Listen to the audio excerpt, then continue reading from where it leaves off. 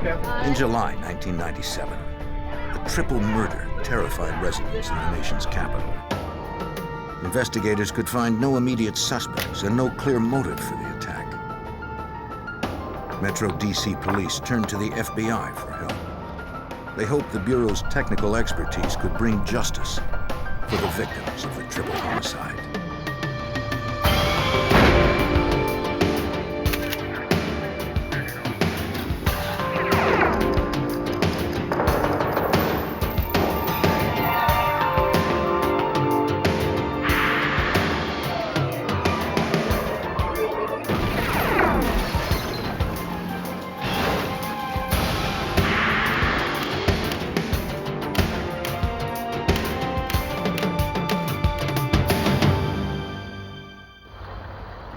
At a Georgetown coffee shop in Washington, D.C., 3 employees were shot to death.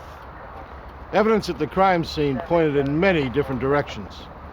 Was this a hate crime, a robbery gone wrong, or an act of cold-blooded vengeance against one of the victims?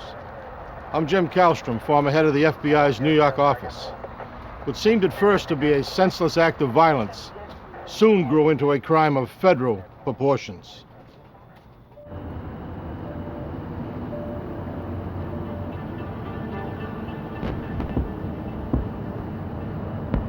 In 1997, Washington, D.C. and its monuments played host to thousands over the 3-day 4th of July weekend. Visitors attended Independence Day celebrations throughout the capital. By Monday morning, July 7th, the holiday was officially over. Inhabitants of the Georgetown section of D.C. were just waking up to face the work week.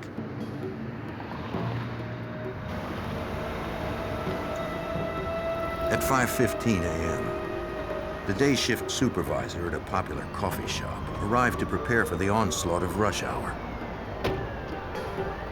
She was surprised to see the night manager's car in the parking lot. The shop should have been closed at 8 p.m. the previous night.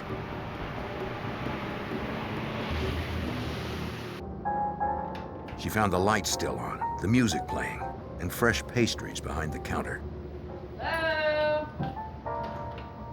Yet no one seemed to be there, and the shop hadn't been thoroughly cleaned. She checked the shift schedule to see who was working the night before.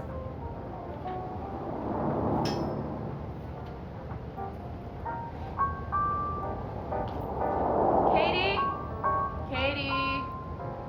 She headed toward the back room, searching for her colleagues or some sort of explanation. Katie?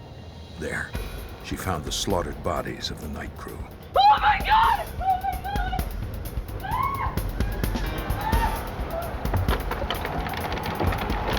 God! She fled the shop and flagged down the first vehicle she saw, a city bus.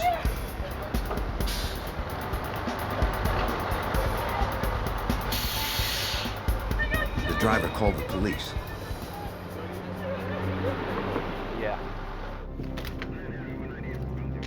By dawn, the D.C. Metropolitan Police had sealed the shop and began to process the scene. A shoe print found by the front door did not match the soles of any of the victims, nor the day managers. 3 employees were killed by multiple gunshots.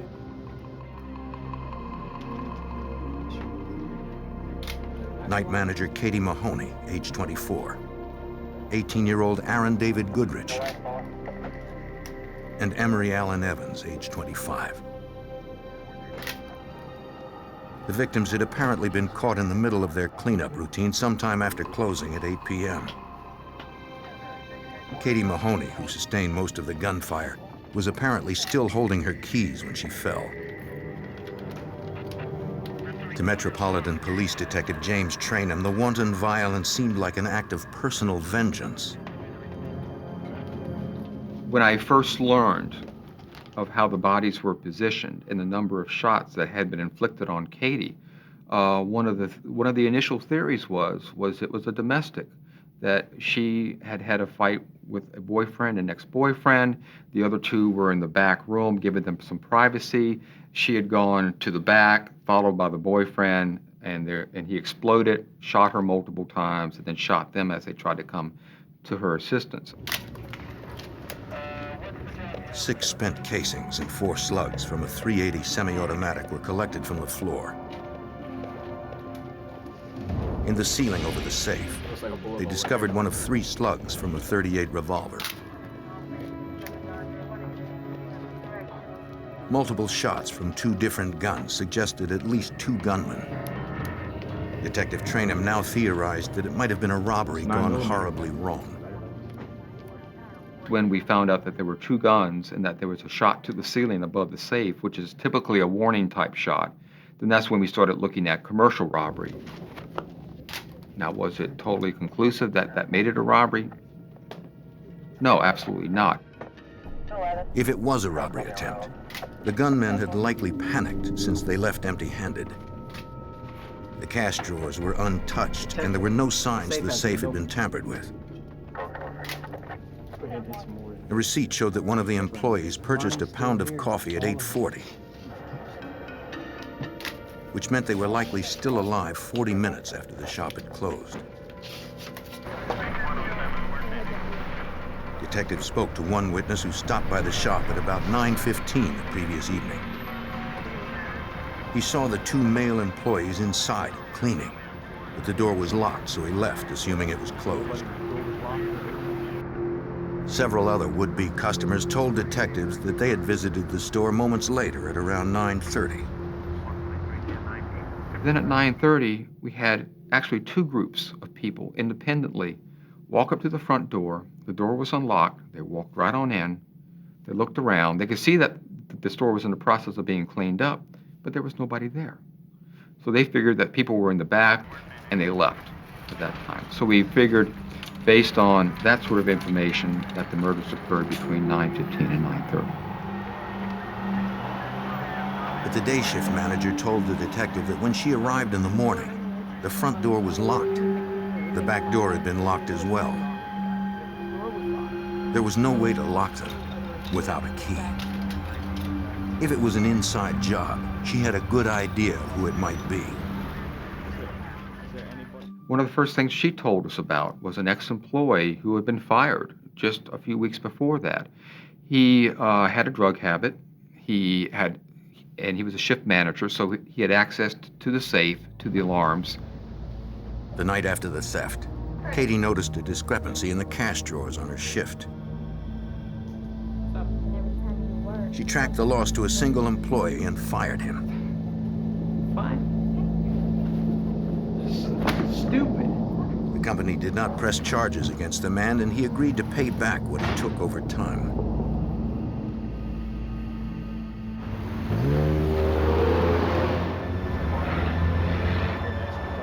Police interviewed the ex-employee at his Georgetown home. He explained that he and Katie had worked out a payback agreement for the money he owed. He claimed to harbor no bad feelings towards her. Investigators photographed the soles of his shoes to compare against the print recovered at the crime scene. They provided no match. He said he was out of town at the time of the murders. His alibi checked out. Thank you. The viciousness of the slayings became clearer at the autopsy. Katie Mahoney had been shot 5 times. Emery Allen Evans had been shot 3 times. Aaron David Goodrich had been shot once, the bullet piercing both lungs and his heart. Slugs removed from the victims confirmed that 2 weapons had been used. The unsolved murders riveted the public's attention. We are deeply saddened by the loss of 3 partners. The owners of the coffee shop chain offered a $50,000 reward for information leading to the killers. Emery Evans, also a barista. Calls poured in. Some believed it was a hate crime against the minority victims. Others claimed it may have something to do with Katie's former internship at the White House. What seemed more likely was that one of the victims may have been an accomplice who who was double-crossed after giving access to the killers. The fact that no money was taken did increase the number of possible theories as to why and actually what happened inside the store. But I think that once we did look into the background of the employees, once we found out what type of people they were, that began to eliminate a lot of the theories. Maybe Katie was supposed to be there. To help focus the investigation, the detective called on his friend from the FBI Washington field office, Special Agent Brad Garrett. Over the years, Detective Trainum had come to rely on Agent Garrett's expertise.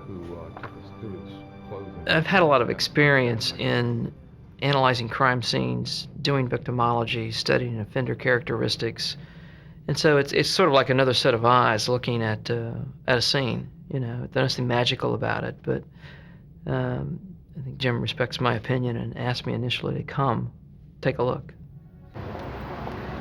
The next day, investigators returned to the coffee shop to search for more clues. They noted the store had no security cameras, and its alarm had not been breached the night of the crime. The front lock functioned properly and showed no signs of tampering. Perhaps the killers had entered with a key since the door was locked after the murders. The investigators tried to piece together events with what little they knew. They figured that the crew was still cleaning the store just after 9:15. That's when the killers must have burst in. Immediately, the gunmen probably hustled the crew into the back room closer to the safe.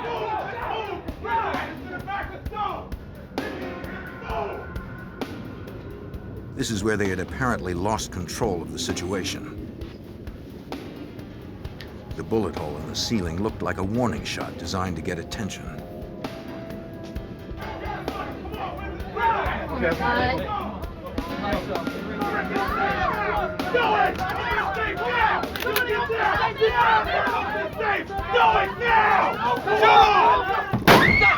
The shot to the ceiling, deafening in the enclosed space, probably only increased everyone's panic, resulting in this triple tragedy.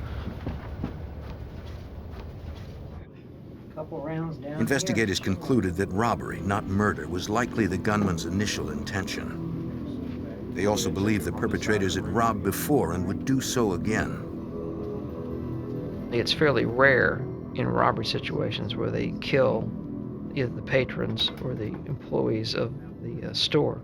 So I wasn't really looking at groups that had killed other people. I was looking at groups that came in, guns drawn, were ready to commit violence if they needed to commit violence. So, and again, that's not uncommon for people in robberies, obviously, to pull guns out. But typically people that will rob a commercial facility like this coffee store will typically then target similar type situations. But the scenario presented few clues to the killers' identities. Investigators hoped an overlooked answer remained in the shop. Behind the counter, the detective found Katie Mahoney's to-do list. She had almost completed it the night she was killed. One item she hadn't checked off yet was to apologize to an employee. Detectives learned that Katie had reprimanded the employee for his less than professional appearance a few days before she was killed.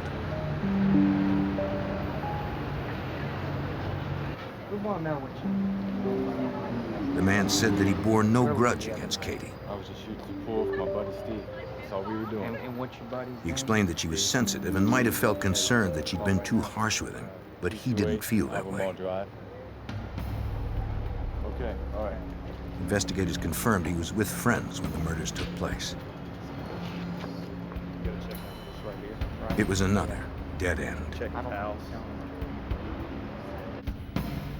Detective Trainum pored over store procedures and policies and discovered that someone else had been to the store at 2 a.m.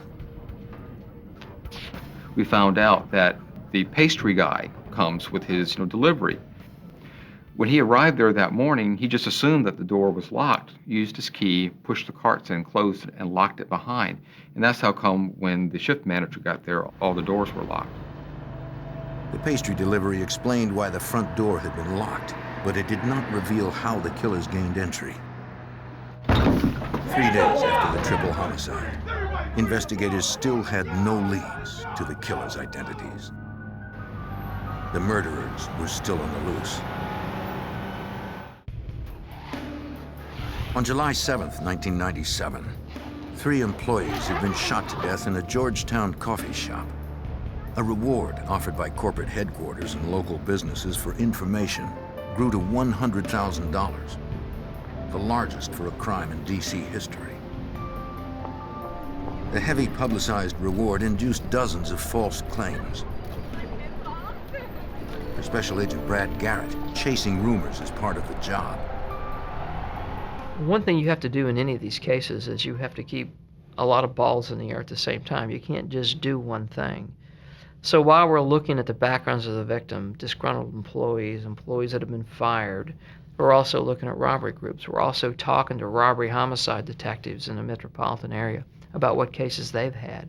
Is there anybody that sort of fits this genre of what happened? How you doing, bud?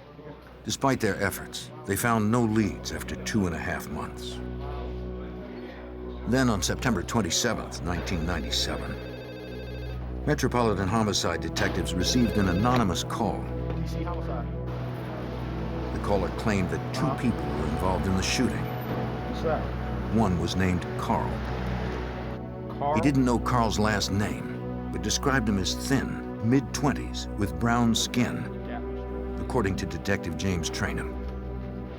He said Carl lived on Gallatin Street, described the location where he lived, and he said he lived there with his mother, his wife, and his child, and that they drove a car that was a different color blue. He said, if anybody is telling you anything else, they're wrong. Your name, sir? No. The man promised to call back when he learned more. Detective training. Just got some good information. Investigators checked DMV records and assembled a list of all the cars on Gallatin Street in Washington, D.C. On the 1200 block, they found one registered to a man named Carl Cooper. The car was listed as blue. A criminal background check revealed that 28-year-old Carl Cooper had a record of commercial armed robbery and suspected murder. I got you, man. Go ahead. Carl Cooper and an associate robbed 2 convenience stores at gunpoint in Prince George's County, Maryland in January 1989. When Cooper's associate was later found shot to death, Cooper was the prime suspect, but police never found enough evidence to prove he killed his partner.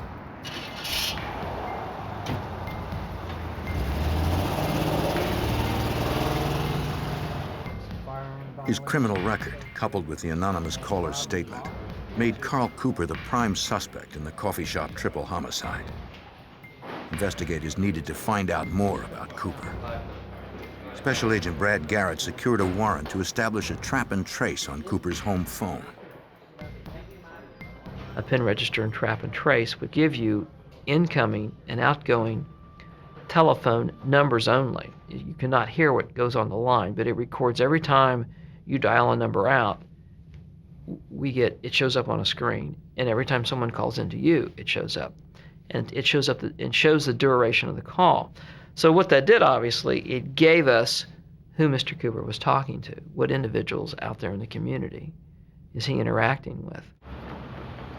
Agents discovered that one man who worked as a local barber called Cooper's home frequently. Informants claimed the barber was likely Cooper's accomplice in the coffee shop killings.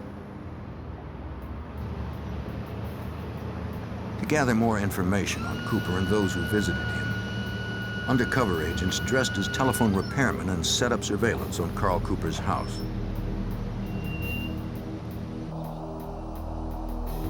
We'd put up a very discreet pole camera outside his house where it would shoot 24 hours a day on his front door to see, obviously, who's coming and going, what hours does he keep, what is his routine, what cars does he get into, who comes to visit him.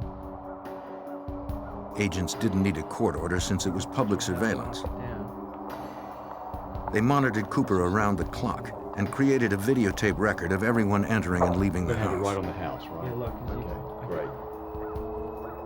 I can zoom up if we need to. Pretty much go any way we want. They identified his child and his wife. The surveillance was not limited to his home.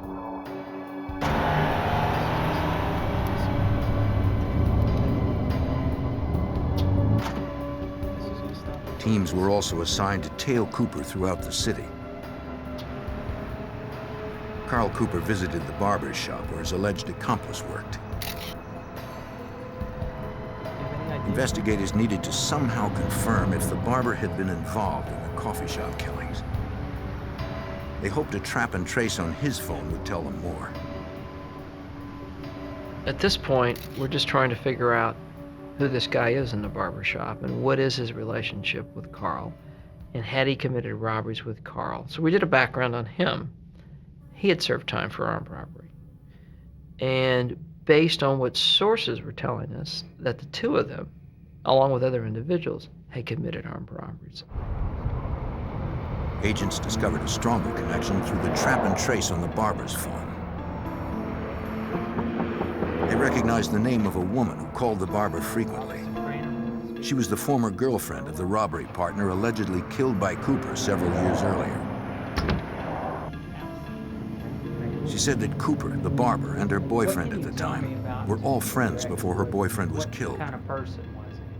Now she only kept in touch with Was the he barber, calm? since she believed Cooper was responsible for her boyfriend's death.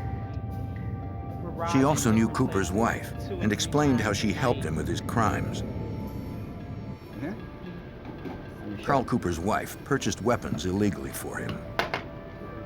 One was a 9mm handgun. His wife used a driver's license with her maiden name and an old address, so the 9mm couldn't be traced back to her husband, Carl. That's $200? Carl's accomplices used their girlfriends in the same way. His wife, Melissa. The girlfriend was extremely cooperative. She was still interested in bringing closure to his case. And she gave us even more background on Carl Cooper and his associates. She told us about a third person who was working with them during the summer of 1997 committing robberies. Investigators placed Carl Cooper's alleged third man under surveillance.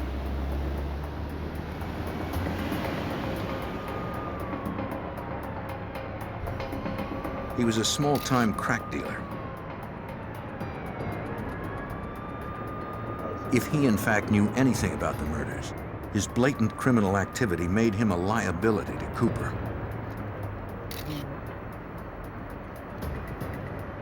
Authorities planned to arrest the dealer after a series of undercover drug buys and force him to come clean about the murder suspect. But it would take weeks, perhaps months, to establish trust and purchase enough crack to charge him with felony drug trafficking.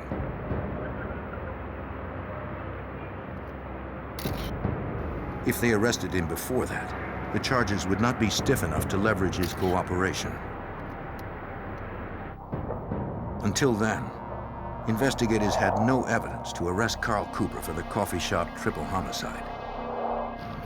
And as time passed, Cooper would be more difficult to get to since he had insulated himself with so many.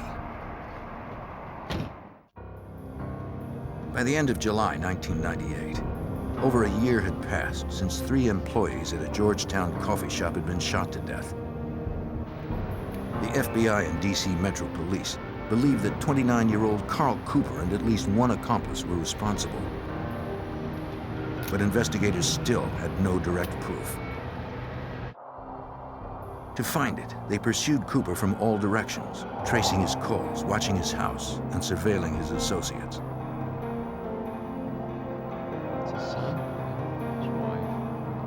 Despite their relentlessness, Cooper remained just out of reach. But investigators did learn that Cooper knew he was a suspect, according to FBI Special Agent Brad Garrett. As you move into these cases further and further, and you talk to more and more people, particularly people on the street, the word's going to get back to whoever you're looking at, if they're out on the street. And it did. I mean, he knew, in fairly short order that the police and the FBI were taking a look at him. The FBI and Metro DC police were not the only agencies investigating Cooper. In nearby Prince George's County, Maryland, Sergeant Joseph McCann was investigating Cooper for the attempted murder of a police officer. Jim, Joe McCann, how are you? The sergeant was working with a female informant who also wanted to tell the FBI what she knew about Cooper.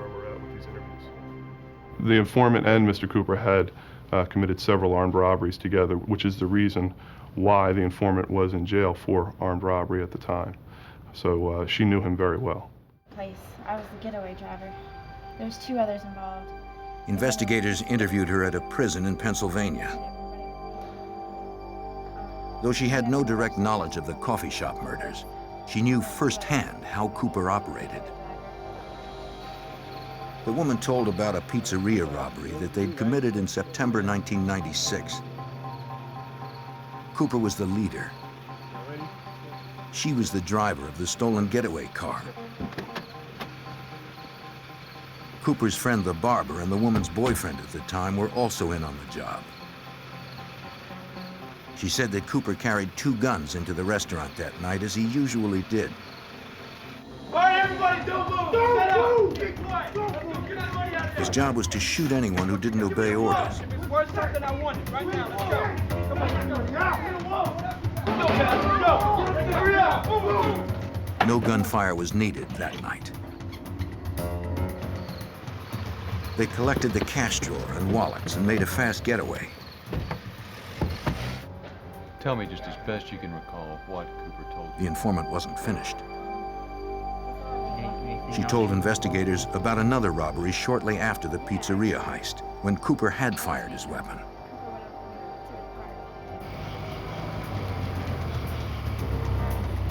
That evening, Cooper carried a 9mm and a stolen .38 revolver. The barber drove the getaway car. Their plan was to rob couples parked in Avondale Park in Hyattsville, Maryland.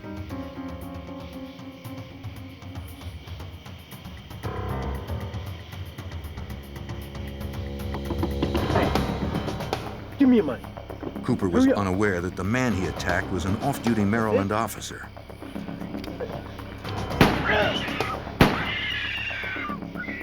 Cooper fired twice, hitting him once. Eric, I believe his name was. The informant said that Cooper had told her about it the next day, when the news revealed that the man he shot was an off-duty police officer. How long had you been? Fortunately, the officer survived the attack. You're very helpful. A check of police reports confirmed everything the informant had said. Special Agent Brad Garrett had every reason to believe her. Her level of detail was just phenomenal, which she was able to lay out when it happened, where it happened, what time it happened, who participated, even the interaction between the robbers and the victims that we knew about, obviously, through what the victims had told us during the robbery. So she was really a pot of gold in this case. The information demonstrated that Cooper wasn't just a violent criminal. He was the leader of a band of robbers. The informant had provided facts that the FBI could build a case around. She was basically the first bit of information that, in my mind and in the prosecutor's mind, that really started fitting a RICO case or a racketeering case, where you've got a group that's committing violent acts interstate, robbing commercial facilities, and that we saw through her the real possibility of putting together a federal RICO indictment that would include the coffee store triple murder. Building a racketeering case that proved Carl Cooper was the leader of a criminal organization meant outlining those activities in detail. The FBI secured a warrant to wiretap Cooper's phone. Now they could capture conversations, not just phone numbers. Record any incoming conversations as well. As part of the warrant, they also cloned Cooper's pager number. Anytime someone paged Cooper, the agent's pager would also beep. With everything in place, Detective Trainham hoped to stimulate conversation between Cooper and his associates. They began by inquiring on the whereabouts of the 9mm handgun purchased illegally by Cooper's wife. Well, we knew that his wife had made that purchase of a handgun for him in 1996. So what we did was we went out to the address that she had given the gun shop when she had purchased the gun, and it turned out to be her mother's address. As a ruse to get information, investigators asked the mother if her daughter still had the 9mm handgun. They told her they needed to complete a routine check of its serial number to verify whether it had been used in a crime. Well, she hasn't called me. I have not disowned, I just have not heard. The woman claimed that she had not spoken to her daughter since they had had a disagreement some time ago. Thank you. Investigators felt sure that she was lying. As we were walking back to the car, a distance of less than 50 feet, Carl's pager starts going off with 911, 911 behind it. And we knew that we had probably struck some kind of nerve there at that point. Already. That's it. She doesn't know where she is. That's the number. I don't believe it. Agents monitoring Cooper's home phone heard the mother call to warn that authorities were looking for her daughter's gun. Hey, All right. it comes again. Cooper's wife tried paging Carl, but he didn't respond. You know, Next, she called her father, panicking because she couldn't find the weapon and feared that she'd be implicated in her husband's I think crimes. she's gonna be our key. If anybody's gonna worry, she's the Carl's wife was on a cordless phone sitting outside on the front porch, and she's on the phone to one of her relatives, hysterically sobbing about how the police are going to lock her up for this gun, that Carl's done something with this gun, and that she looked in the hiding place in the house and the gun wasn't there, so Carl must have it. And she was just going on and on and on. So then she calls Carl, and he's on his way home. He's on a cell phone on his way home, and she says, "Carl, I'm going to call this police officer right now." And he's screaming at her, "No, no, don't call." I mean, just screaming at her on the phone. After Cooper's wife hung up, investigators went to her residence to speak with her directly. wife said they were here. They knew she and Carl were home, but no one came to the door.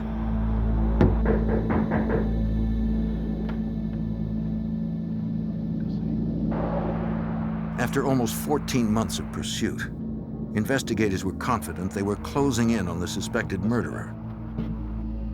But Cooper was not the sort of man to sit idly by and allow himself to be cornered.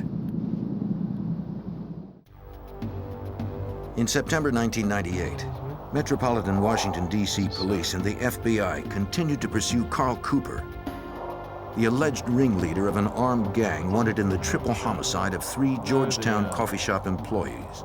This is, Surveillance of Cooper's house, phone, family, and friends began to pay off for investigators. Detective James Trainham overheard an incriminating conversation between Cooper's wife and the girlfriend of one of Cooper's alleged accomplices. So she's trying to figure out why the police are looking at Carl. And she starts what we call this guessing game. And she goes, "Was it for the shooting in the park?" Missy goes, "No." "Was it for the robbery of the pizza place?" She goes, "No." And then she says, "Well, what is it?" And Missy goes something along the lines of, "You know, that thing I told you about, that thing in Georgetown." And the other woman brings up, "You mean the coffee shop?" And she goes, Yeah. At that point, we knew that his wife and this other woman had intimate knowledge of all these other crimes that Carl had committed. This is $200?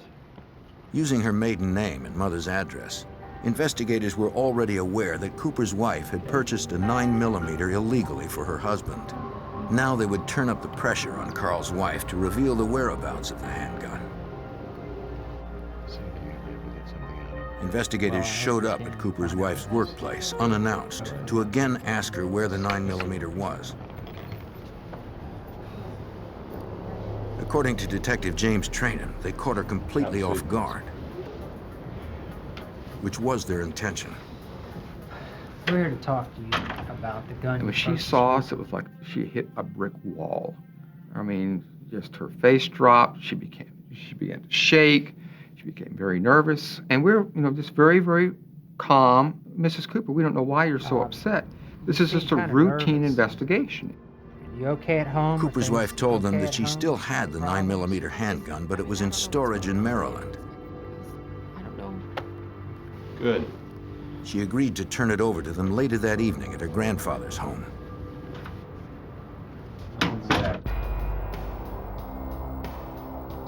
Close to the appointed time, FBI agents watched suspected murderer Carl Cooper removing what appeared to be a gun case from his house. Agents were not sure what to expect at the meeting with his family. Garrett, Maybe it was a Cooper trap. just left in the car. He had the gun with him. The agent wore a wire to alert other agents parked close by if they should need assistance. Why you in my house? As they approached You have no Cooper's reason to wife's be grandfather's here. Maryland home, Cooper confronted them. Here to see you. Your house, you here? He accused the agents of harassing his wife, but he didn't prevent them from going inside. Her grandfather and child sat at the table with the gun. Do not touch the gun. Since the 9mm handgun was already in plain view, investigators were legally permitted to seize it. That type of weapon was not used in the coffee shop killings, but it was the same type used to shoot an off-duty officer in a Maryland park.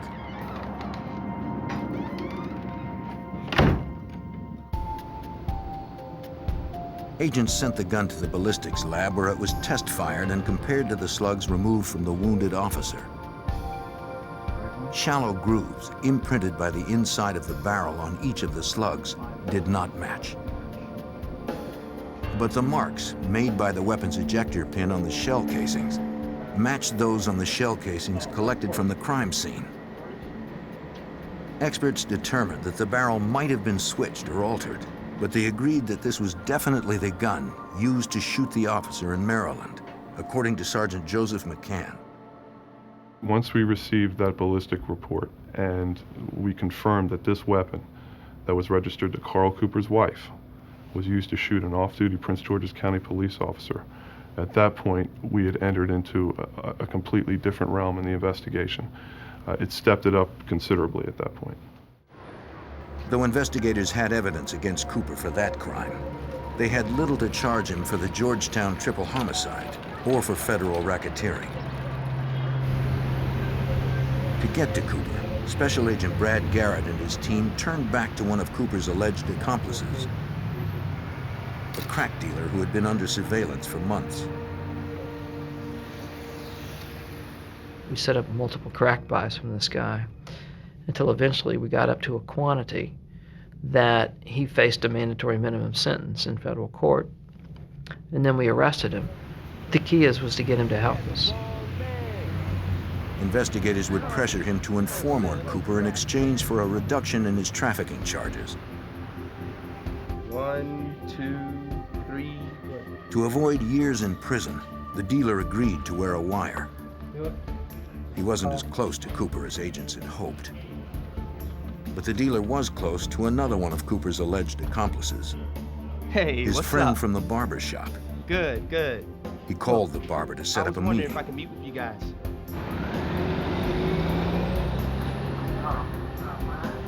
The entire conversation would be caught on tape. The informant told the barber that police had stopped him on the street, asking questions about their involvement with Carl Cooper in the triple homicide. The barber was already aware of the investigation and assured him that he had nothing to do with it. The barbershop guy kind of whispers to the drug dealer, "Look, I know Carl did it. He called me the night before, and he wanted me to go along with him. But he never called me back. I said I would, but he never called me back. And then the next morning, bam, they were dead." Other than the anonymous caller that put them on the trail shortly after the crime, this was the FBI's first real connection between Cooper, his gang, and the coffee shop homicides. Now it was the barber's turn to be taken in. Agents hoped he would be the key to taking a triple murderer off the streets. All we need on that one. A year and a half after a botched robbery and triple homicide in a Georgetown coffee shop, the FBI and Washington Metro Police were closing in on a gang of suspected thieves and murderers. The barber, believed to be one of them, told an FBI informant that he had agreed to rob the coffee shop with ringleader Carl Cooper. But Cooper never called him back, so the barber figured Cooper had committed the crime by himself. FBI Special Agent Brad Garrett decided it was time to question the barber directly and find out how much he knew about Cooper. So we thought at that point, well, the barbershop guy obviously knows something about this, but he's basically saying he would have participated but wasn't called, so didn't participate. So we weren't sure at that point. Now, then, did Cooper do it alone? Did he pull somebody else in to help him do the robbery? We weren't really sure, but we then had enough that we could charge the barbershop guy. Early in the morning, authorities followed the barber from his home and cornered him in an isolated location. Agents wanted to be certain that no one, especially Carl Cooper, knew that Cooper's suspected accomplice was being taken in.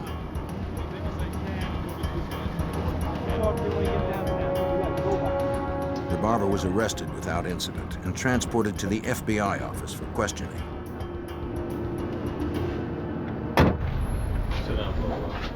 The man once again denied any participation in the coffee shop homicides.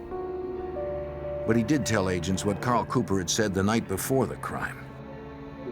He told us that Carl had come to him and said, you know, I've been surveilling this coffee shop. It doesn't have any surveillance cameras. They take in a lot of money, and I want to hit it. And he said, okay, I'll go with you. What do you want the me barber to tell maintained that Cooper never called him back. Start at the beginning. And as far as he knew, the ringleader had no other accomplices on the job.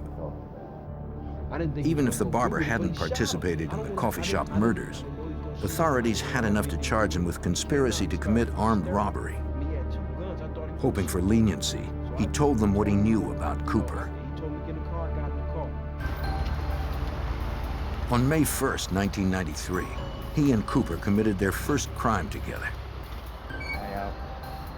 The barber didn't have a gun, but Cooper said he would get one for him. They spotted an armed security guard at a DC apartment building. Cooper snuck up on him. Hey. When the guard tried to draw his weapon, Cooper shot him, then took the dead man's gun. Look, man, I got him. Carl runs out, runs to him, and they take off. So that's a murder we didn't even know about that Cooper had done. So that also was another case that was rolled into this RICO indictment. We ran into the pizza store, and it was the barber understood that stopping Cooper was the FBI's ultimate goal. I don't know, man. I don't know. He agreed to wear a wire and meet with Cooper. Agents followed the barber through less populated roads after he picked up Cooper in his car. In the course of their recorded conversation, Cooper expressed his rage that the authorities were on his back. Did you hear that, Nick? Yeah. Sounds like he wants to kill the DC cop. He vowed to kill Agent Garrett and Detective Trainham. He also admitted that at one point he had seen Brad Garrett on the street, and he had followed him for a while, and he was laughing about how Brad didn't know that he was being followed. And so it was a bit unnerving, but we knew that we had to arrest Carl pretty quickly after that. Authorities weren't going to take any chances. A few days later, they decided to arrest him for shooting the officer in Maryland. They hoped a search warrant for his house would provide the physical evidence needed to tie him directly to the coffee shop slayings. Inside Cooper's home, officers found ski masks, law enforcement clothing, and a variety of ammunition. But none of it could prove that Carl Cooper had murdered the 3 employees at the coffee shop.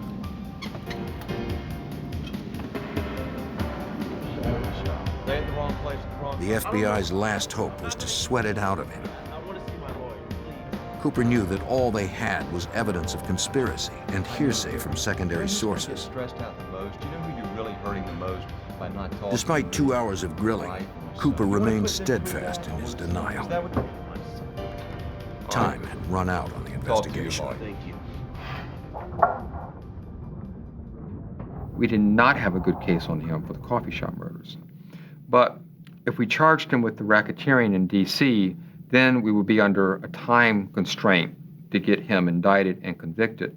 And we just didn't want to place ourselves under that constraint. So we decided that PG County had the strongest case, that they were the ones that were going to be able to hold him without letting him get out of jail, thus placing all of our other people in jeopardy. After his interview in D.C., officers from Prince George's County, Maryland, came to transport him to their jurisdiction. There he would face charges of shooting the off-duty police officer. But Cooper was preoccupied by the FBI's investigation.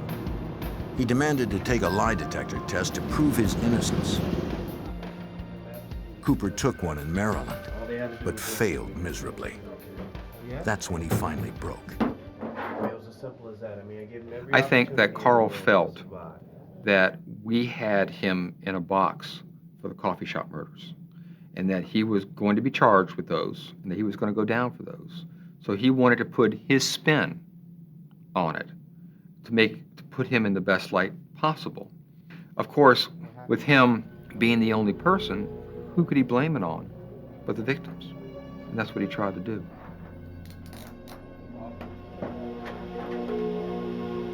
Cooper actually made 3 separate confessions, each time taking more of the blame. In his final confession, he claimed total responsibility for the coffee shop killings. He said he planned and carried out the robbery after spending time casing the shop. He called his accomplice, the barber, but then decided he could handle it on his own. He didn't want to lose the window of opportunity after the shop closed and before the crew went home. He admitted to Sergeant Joseph McCann that he brought 2 weapons to the scene, which was his signature.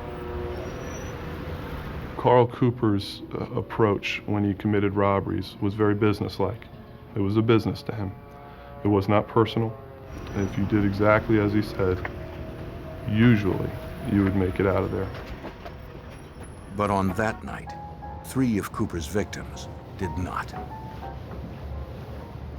At about 9:20, Katie Mahoney, Emery Evans, and Aaron Goodrich were towards the end of their cleanup routine.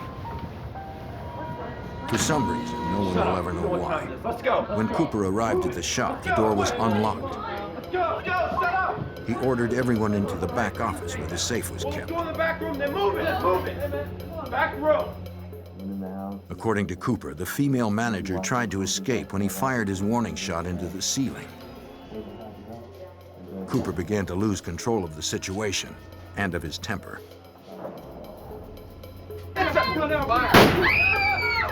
He shot her first, then the others.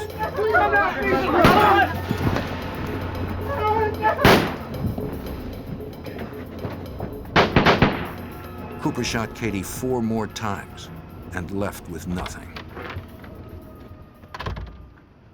I think people were very surprised that one individual had committed this act, that I think it's beyond most people's comprehension that one person could go in where there's 3 employees and try to commit a robbery. He said he rushed back home, laundered his clothes, and disposed of the weapons. They were never recovered.